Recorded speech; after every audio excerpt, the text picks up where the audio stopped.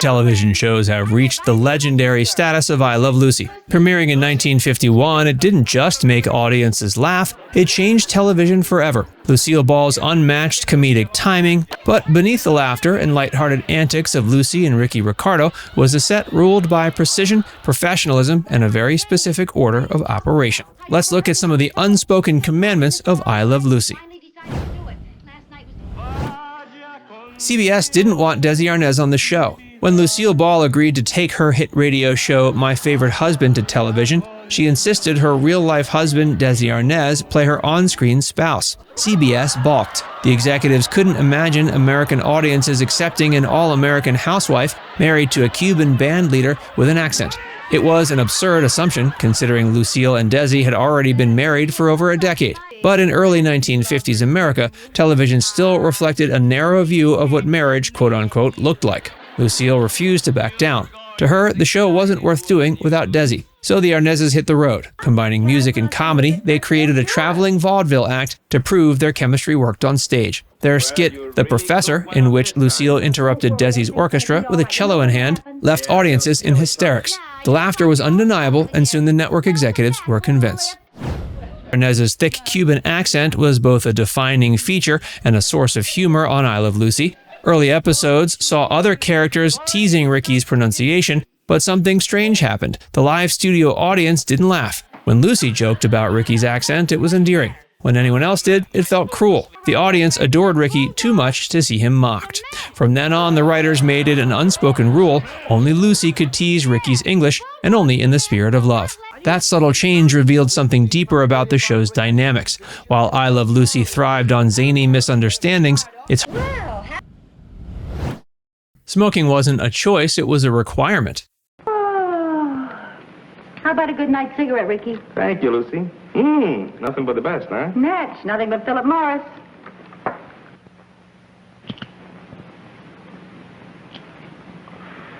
Sure tastes good. And you know something, Lucy? When you find a good friend, well, you kind of like to pass it along to your friends. That means you. Have you tried a Philip Morris lately? In the early 50s, cigarette companies were among the biggest television sponsors. I Love Lucy's sponsor, Philip Morris, had one major demand: smoking needed to be featured in nearly every episode. Viewers would often see Ricky light up backstage or Lucy chatting over a cigarette. The product placement was intentional and contractual. To make matters even more amusing, Lucille Ball didn't even smoke Philip Morris cigarettes. She preferred Chesterfields. Stagehands would swap out the contents of Philip Morris packs with Lucille's favorite brand before filming began. It was a sly workaround that showed Lucille's practical humor, but it also revealed just how much corporate influence shaped early television content. Casting Fred and Ethel wasn't easy. Now look, everybody knows you can get around a woman with a little sweet talk. Well, that's all right for Lucy, but it's a little longer trip around Ethel. The chemistry between Fred and Ethel Mertz remains one of the sitcom's most iconic pairings, but it almost never happened.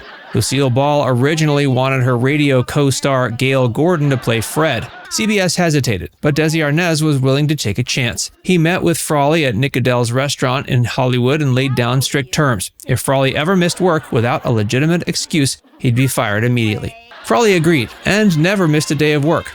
For Ethel, several actresses were considered before Vivian Vance got the part.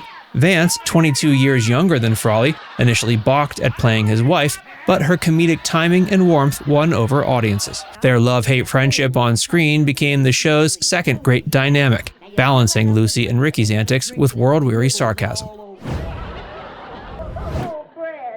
Fred and Ethel's off-screen feud. I haven't eaten since he left. Oh, really? Gee, you sure must miss him. I do not. He didn't leave me any money, the big fat slob. Ironically, the perfect on-screen partnership between Fred and Ethel masked a deep mutual dislike off-camera. William Frawley referred to Vivian Vance with colorful insults, while Vance resented being cast as the wife of a man old enough to be her father. Yet both were consummate professionals. Their antagonism never affected their performances. Even cast members like young Keith Thibodeau, who played Little Ricky, had no idea about the tension. It was only revealed later by writers and directors. The feud added a strange layer of authenticity to the Mertz's bickering, and some fans speculate their comedic chemistry may have been fueled by genuine irritation. Desi Arnaz was often described as tall and dashing, but that wasn't entirely accurate. Standing at about 5'9", he wore 4-inch lifts in his shoes to appear taller next to Lucille Ball, who was 5'7" without heels. Desi's Latin pride demanded it. Even the furniture was subtly modified to help. The Ricardo's love seat had an extra cushion that made Ricky seem taller while seated. The adjustment also helped Desi's moral line: no cheating or dishonesty. I was only trying to help, dear. You never can find your slippers in the morning, so I nailed them to the floor. 1, 2, 3, 4, 5, 6, 7, 8, 9, 10. It was very thoughtful of you. Desi Arnaz's patriotism shaped more than his personal life. It influenced the stories told on I Love Lucy.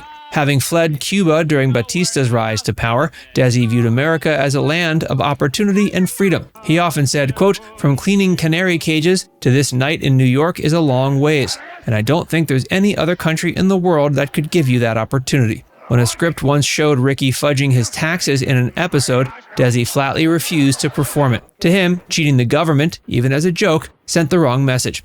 His refusal led to a rewrite, showing just how much influence he had behind the scenes. Ball became pregnant during season 2, television history entered new territory. At the time, no visibly pregnant woman had ever starred in a network series. The network was too nervous. Some executives even thought the word pregnant was too vulgar for broadcast. Desi and Lucille insisted the show reflect their real lives, and Desi even hired a priest, a minister, and a rabbi to review each episode for appropriateness. Ultimately, CBS agreed, but only if the scripts avoided the word pregnant. Instead, Lucy was expecting. The scene where she told Ricky the news at the Tropicana was deeply emotional. The tears were real, not scripted. The night the fictional Lucy gave birth, Lucille Ball also delivered Desi Arnaz Jr. in real life. 71% of American televisions were tuned into that episode, more than watched Eisenhower's inauguration the next day. It was a cultural event that redefined what was acceptable to show on TV.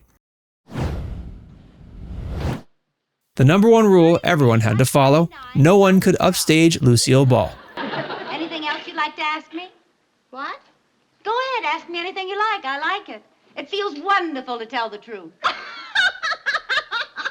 Now she's trying to use psychology on us. No, I mean it. I feel very relieved. It is wonderful to tell the truth. You should try it sometime. We'd all be much better friends. The most important rule on the I Love Lucy set was simple but absolute. No one, under any circumstances, could upstage Lucille Ball.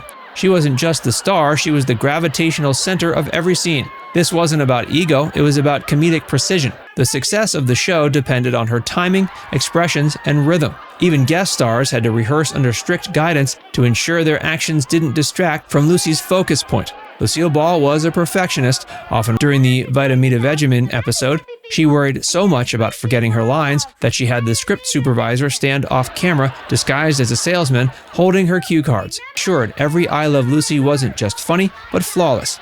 Now it's time to hear from you. Which of these behind-the-scenes secrets surprised you the most? Let us know in the comment section below.